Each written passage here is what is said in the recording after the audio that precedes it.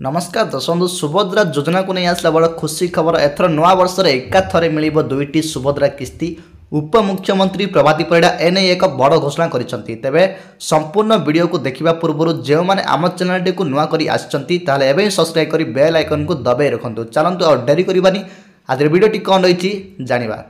एथर नवा वर्ष एकाथरे मिल दुईटी सुभद्रा किस्ती एने उपमुख्यमंत्री श्रीमती प्रभाती परिडा कले बड़ घोषणा।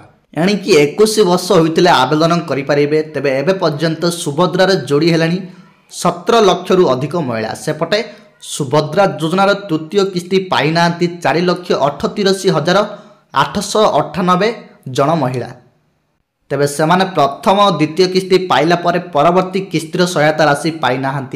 सुभद्रा योजनार प्रथम और द्वितीय किस्ती यथाक्रमे 1,03,75,941 जन महिला और 1,01,92,724 जन महिला पाइछंती। तेबे सुभद्रा योजनार सामिल हेबा पाई नूतन भावे 2,27,410 जन महिला 20/11/2025 सुधा आवेदन करिसंती। जो छात्री माने सुभद्रा हिताधिकारी हेबा पाई समस्त योग्यता मानदंड को पूरण करिवे सही छात्री माने सुभद्रा योजनार लाभ उठाई पारिबे। गृह उपमुख्यमंत्री प्रभाती परिडा एक लिखित भाव उत्तर रखिछंती।